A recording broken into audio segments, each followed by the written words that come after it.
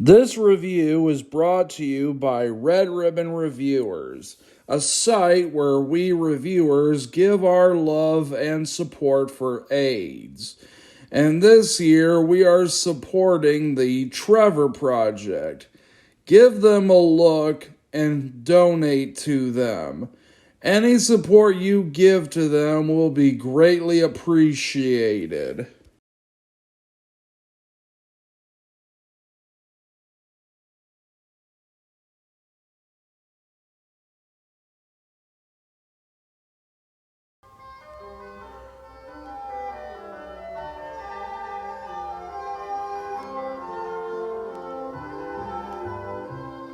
I wish you a Merry Christmas. I wish you a Merry Christmas. I wish you a Merry Christmas and a Happy New Year.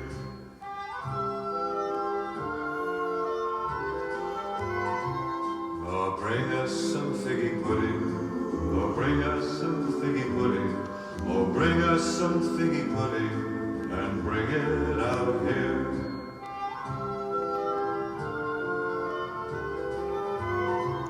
We won't go until we got some. We won't go until we got some. We won't go until we got some. So bring some out here.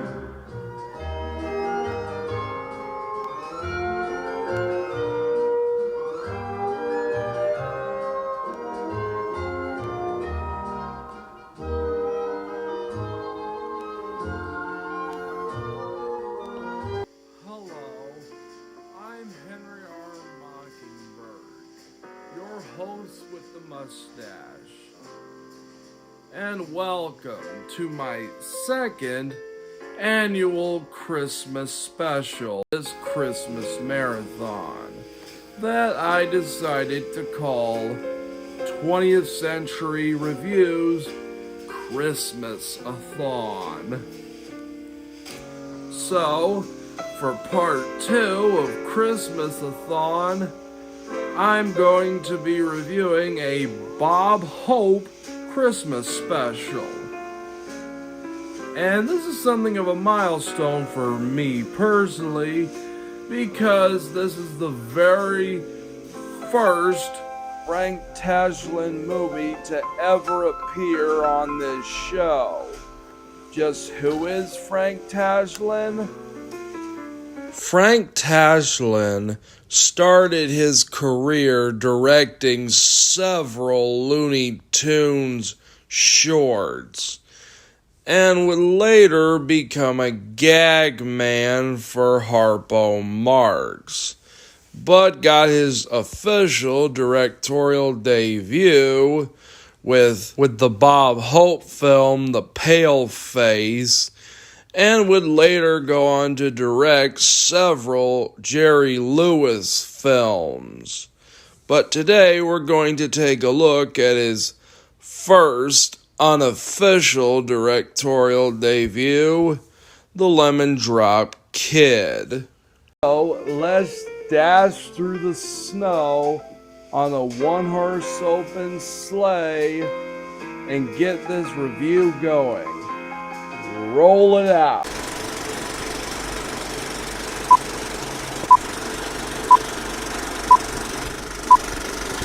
Our kid has to raise 10 grand, and he only has until Christmas to raise this money he owes to a gambler named Moose Moran. He raises the money, how else, by making a scamming overdrive. So, what do I think? Well, I'll tell you. Well, I like it. When the kid gets back to New York, it's so cold, so snowy, and so windy, it blows him away. Literally. He has to pretend that he's blind to get two girls to get him around the corner. He's so cold he keeps a newspaper underneath his jacket. He even steals a coat from a Dachshund dog just to keep warm. And I'm pretty sure that Dachshund dog is kind of chilly now. When he gets to his girlfriend's joint, he hops on top of the heater just to get warm and reenacts the scene from 7-Year Itch. Then he gets off the heater to go to the mirror to pretty himself up, and then he grabs a shaving razor. And the funny part about this is he ain't got no facial hair. There's another scene in where Moose Moran is trying to put the women to sleep by turning the lights off, but the joint is rigged to hide every bit of furniture in the casino. There's another funny part where the kid dresses in drag as an old lady. Where did he get these old lady clothes? I don't think you'll want to know, but I'll tell you later. There's a part in where he locks the door and tries to stick up the gangster, but he misplaced his gun. Oops, he should have brought fat grandma along. She would have probably given this gangster a stern talking to. Coal in the stocking ain't good enough. That snob is gonna get 20 lashings across the behind and enough soap in the mouth to sanitize Bridget the midget. Realizing that he ain't got no gun, he tries to fight him. And watching Bob Hope dressed in drag fight a gangster is so damn hilarious. And what's even funnier is looking at this guy's reaction to seeing this. Just look at his face. Then the kid uses the telephone wire to tie this gangster up, only for the same gangster to come back in, and for whatever reason he forgot to gag him. He starts shouting his name, and he says, "You wouldn't punch an old lady with glasses on, would you?" Then he punches him right the fudge out the window. He gets discovered by some other gangsters, and he dashes his ass out of there. And then a Boy Scout comes along, and he steals his bike, and he goes flying off. He goes flying through the city streets, goes past a copper, and then he goes flying into what looks like either a shopping mall or a hotel. Wherever it is, he goes flying through this joint only to crash on his bike, and he goes sailing out there and he bonks his head on a pot.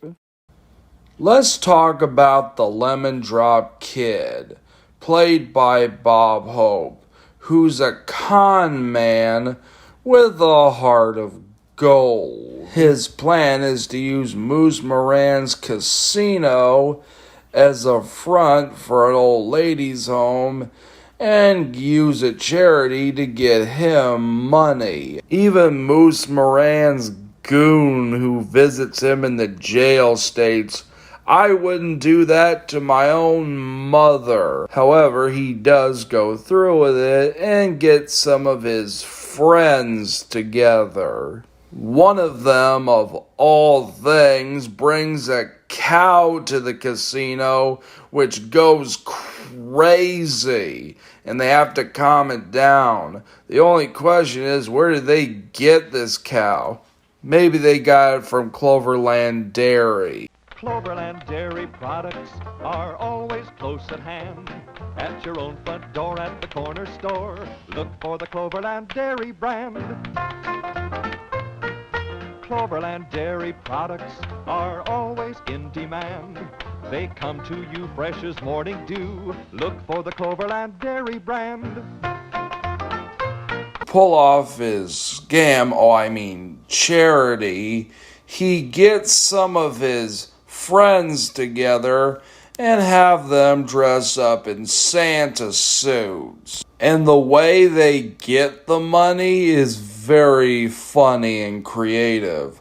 Like the wrestling guy, he just goes down to a manhole and grabs the money there. Another guy gets it by shooting craps with a bunch of street mugs, only to be revealed that he has a lot of dice, and they go after him. And Bob Hope keeps all this dough stashed in a statue. At one point, he tries to hide all the loot by trying to put the head back on the statue, while at the same time making out with his girlfriend. When the cat pretty much gets out of the bag that he was scheming his friends, he tries to make good with them. And how does he do this?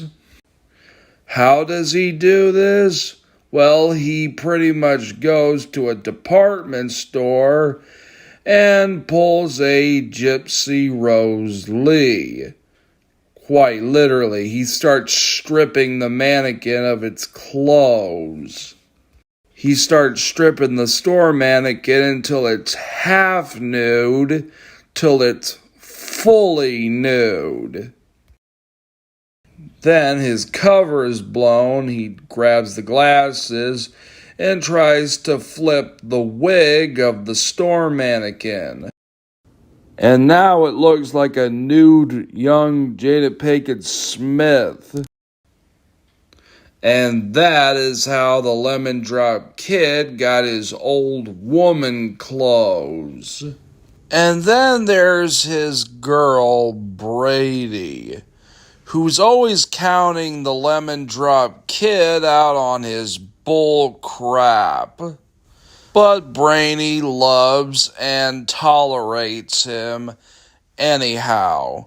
What can you say? I guess girls love the bad boys. Well, there's also this. She's played by Marilyn Maxwell, who is in Champion, starring Kirk Douglas, Lost in a Harem, starring Abbott and Costello, and Rockabye Baby, starring Jerry Lewis. And then there's Nellie, who's like a sweet old lady with the toughest of luck. She has a paper route that barely makes any money. She has a husband in jail who's making parole. She gets thrown in jail for not paying her rent, and basically the only people she has is Kid and his friends. She's played by Jane Darwell, who is in The Grapes of Wrath, as well as several Shirley Temple movies, but more modern audiences might know her as the Bird Woman from Mary Poppins. And then there's the super Swedish Angel, played by Tor Johnson. Seeing him in his line of work, you might recognize Tor Johnson as the giant from Plan 9 from outer space.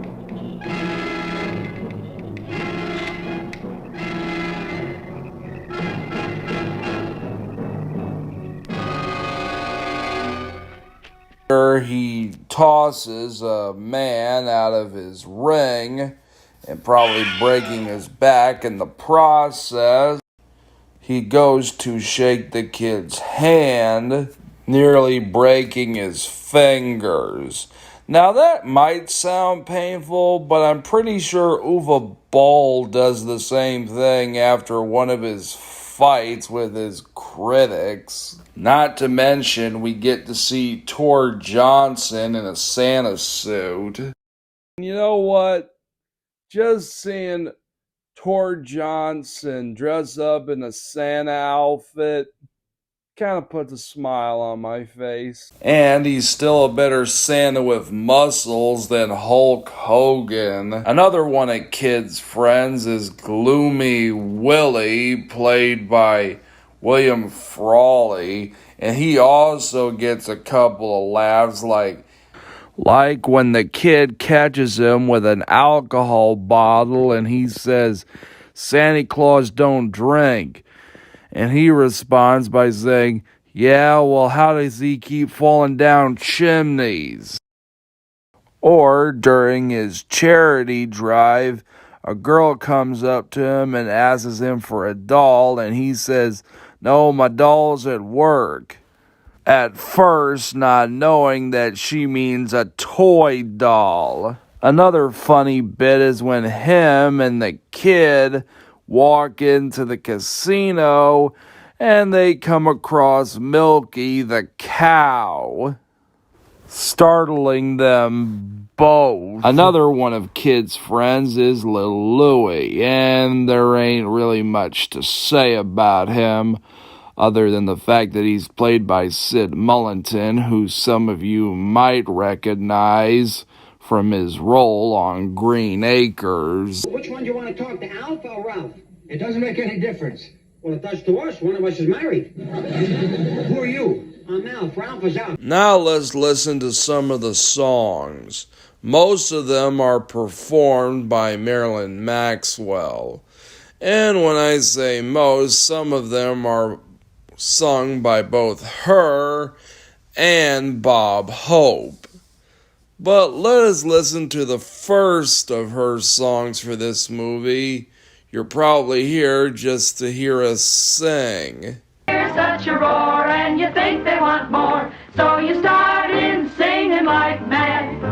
You can see that we're shaped well, you see that we're draped well, but we can tell why the fellas have gaped well. They like to hear us sing in the pink. Oh, Mr. Dunkle, what a beautiful mink. You must get pleasure from every measure when you hear me sing. Ah, I think. Your reaction is surprising when we're doing our vocalizing. Yes, you obviously came just to see us sing. Thing you could say about Marilyn Maxwell, she does have quite the set of pipes. Now let us listen to the first song with both Bob Hope and Marilyn Maxwell. That being, It Doesn't Take a Dime to Dream. You wanna fly to Ballyhigh, or pick another island you would like to buy. How about Manhattan? You can travel cheap when you're fast asleep, 'cause it doesn't cost a dime to dream. We'll line our walls with dollar bills and use the wrinkled ones to wipe our windowsill. Let's listen to the best song in the movie, Marilyn Maxwell and Bob Hope singing Silver Bells. Silver bells, silver bells, it's Christmas time in the city. Ring-a-ling, hear them ring. Soon it will be Christmas Day. City sidewalks, busy sidewalks, dressed in holiday style. In the air there's a feeling of Christmas. Children laughing, people passing, meeting smile after smile, and on every street corner you hear silver bells. And with all that's been said, I tie this review in a nice red bow by giving it 5 gold stars. Until the next review, I'm Henry R. Mockingbird. your host with the mustache. Sign